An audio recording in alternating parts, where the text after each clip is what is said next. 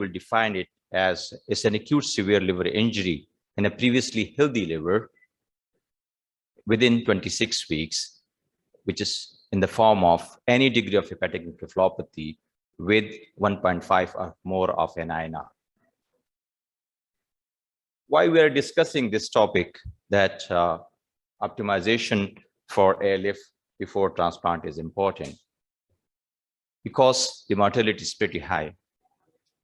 And we know that before the liver transplantation for these patients, it was more than 80-85%. However, with improved critical care management, the liver transplant-free survival have improved, but still around 50% of patients will die if they are not being offered liver transplantation. So liver transplant plays an important role. What are the general measures and consideration in ALF? We know that prompt diagnosis of ALF is of paramount importance. Fluid resuscitations and admitting to liver ICU are the cornerstones in the management. Administration of N-acetylcysteine, regardless of the etiology, is important. And I must emphasize that this is an IV N-acetylcysteine. Broad spectrum antibiotics, of course, antifungals, and use of King's College criteria for the liver candidacy. Early referral to liver transplant is important.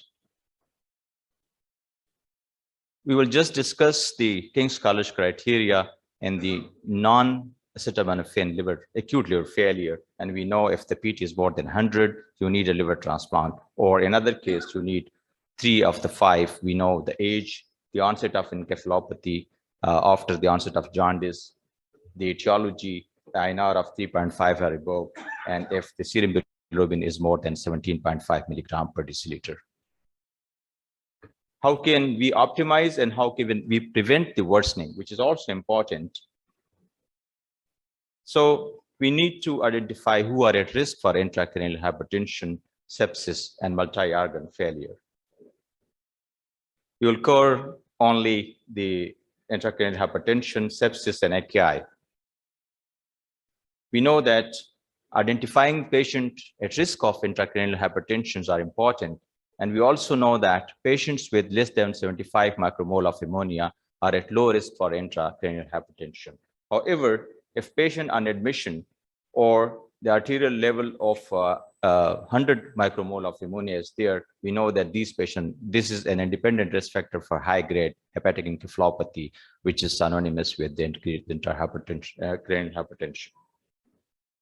And of course, ammonia of more than 200 micromole is predictive of the intracranial hypertension. How to approach these patients? We know that this is cytotoxic edema and manage in ICU, intubate electively, avoid hypoxemia and hypercapnia, minimal handling of these patients, not tossing up in the ICU. One of my teachers would say, let them have bed sores, but do not toss them up. Elevate the head end of the bed by 20 to 30 degrees, good glycemic control, and manage hypertension.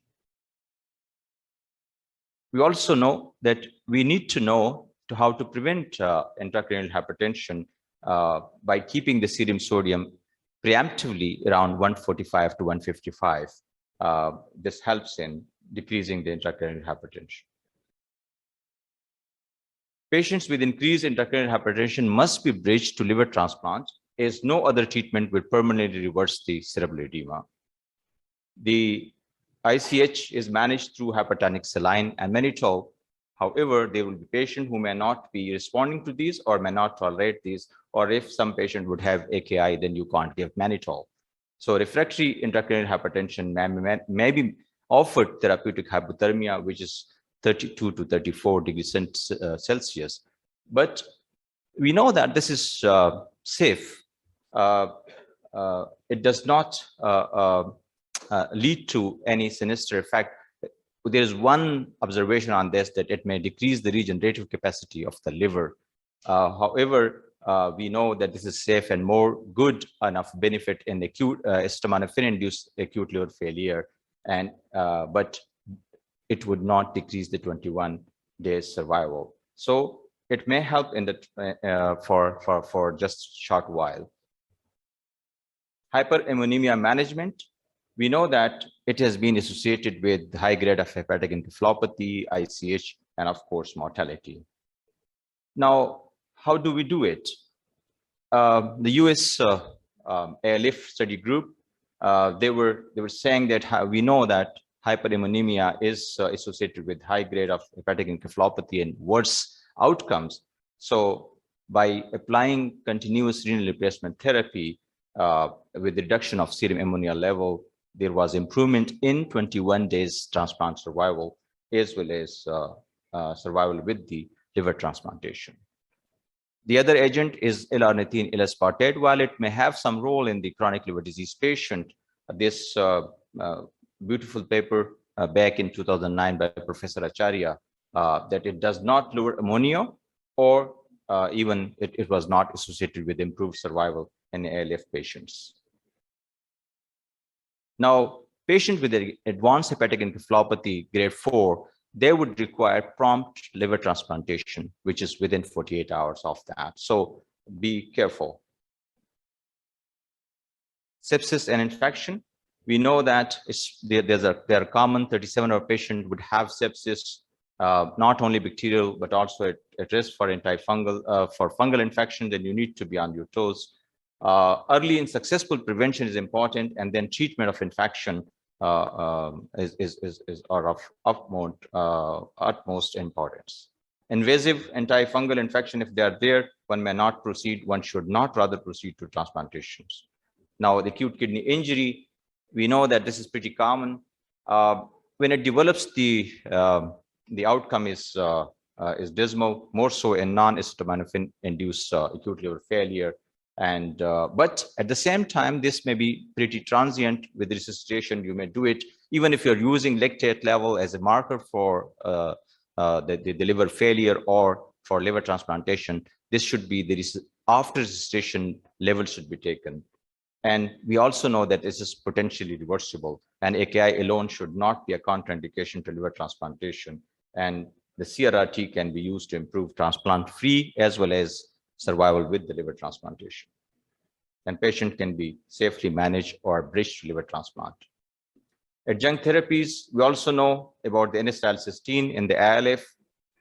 It's well established for acetaminophen toxicity, but what about its role in the non-acetaminophen induced liver failure?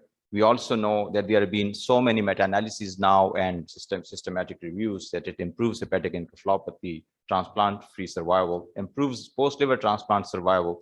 And there are also, we give it usually for 3 days, but people have saying that probably 5 days may still have, this further improves the survival or the duration, the extended duration may be of beneficial.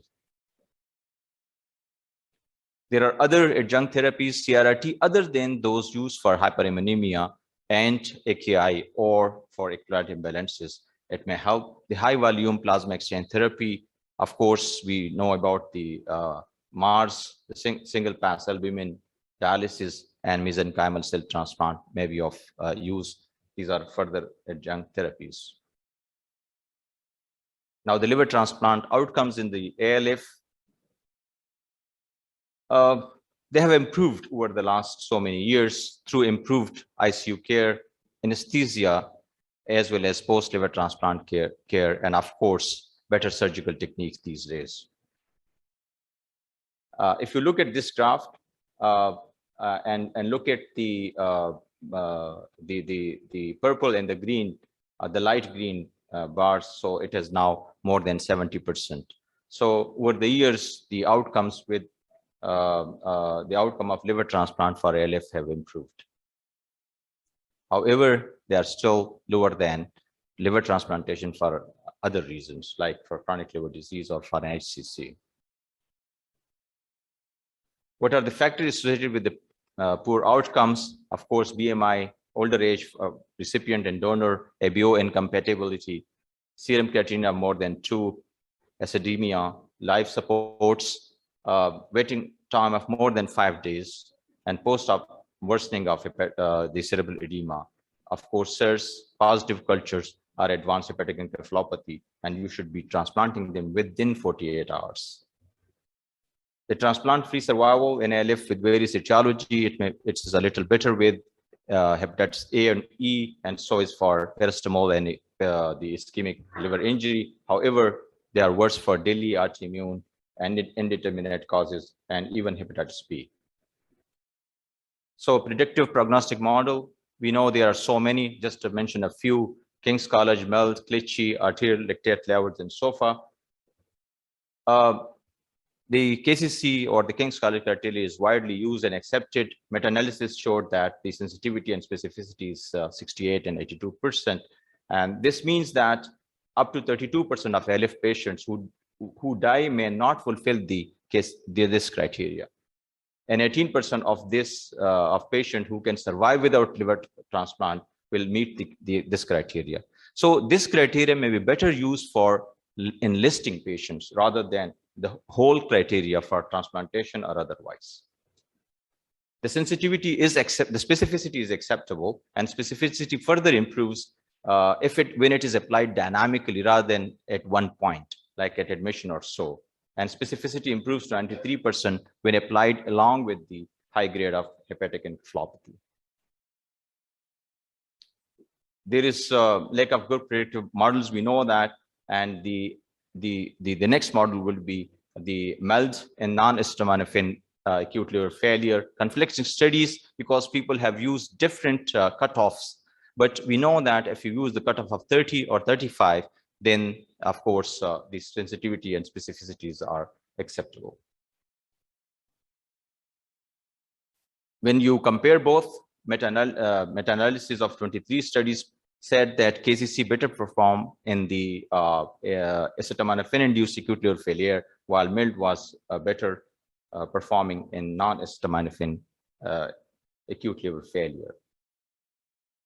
Timing of the liver transplant is of paramount importance. Now, this is the moment the patient meets the criteria. It's not the moment the patient arrives at a transplant center. So when the patient meets the criteria. So you see the first 2 days may be too early, and after 5 days it's too late. It's not like the patient shifted to a center, intubated, and he was there at another center for 4 days or 5 days and then being shifted once the patient deteriorated. So the optimal transplant is somewhere between 3 to 5 days. And your center should have the capacity to optimize, prepare the donors as well as the recipient. Acute liver failure patient listed for emergency liver transplant, 17% may still die before the organ is available. This is data from the DDLD program. So, and 5% would become too sick to undergo liver transplantation. So the pre-transplant, more than 5 days wait list time is correlated with high post-liver transplant mortality even. So beyond 5 days, probably if the patient has not improved, it's not a good idea to proceed with liver transplant. So you have got a limited window for liver transplantation, which is between day 2 to day 5. Once they have met the criteria, not admission, because admission to a center may be late. Post-liver transplant outcomes have improved in the last 3 decades, a little more good in US than in Europe. However, still 10% lower than for non-ALF liver when compared to the non-ALF liver transplantation. So in summary, ALF is a real medical and surgical emergency. Early reference would save lives. Liver SU management can change the outcomes, both transplant-free as well as with liver transplantation. All ALF patients are prone to infections and sepsis, so preemptive approach should be taken. Transplant-free survival, they have improved over the years through better managements. And liver transplant is a life-saving procedure for patients with acute liver failure. We need to have more reliable prognostic models, as the current one are not that good, but still performing reasonably well. So problem associated with liver transplant in ALF or diagnostic dilemmas, at times we are not sure. The other thing is that the shortage of grafts, or the way in the living donor program, the donors are coming forward or we are preparing them, the pre-transplant assessment time are limited, and there are some ethical concerns still in the outside world, and relatively comparatively poor outcomes as compared to the transplantation for other reasons, like for chronic liver disease or end-stage liver disease. But still, it is a definite treatment option and should be considered, as more than 50% or more would die without if they are not being offered transplant. I thank you all for your kind listening.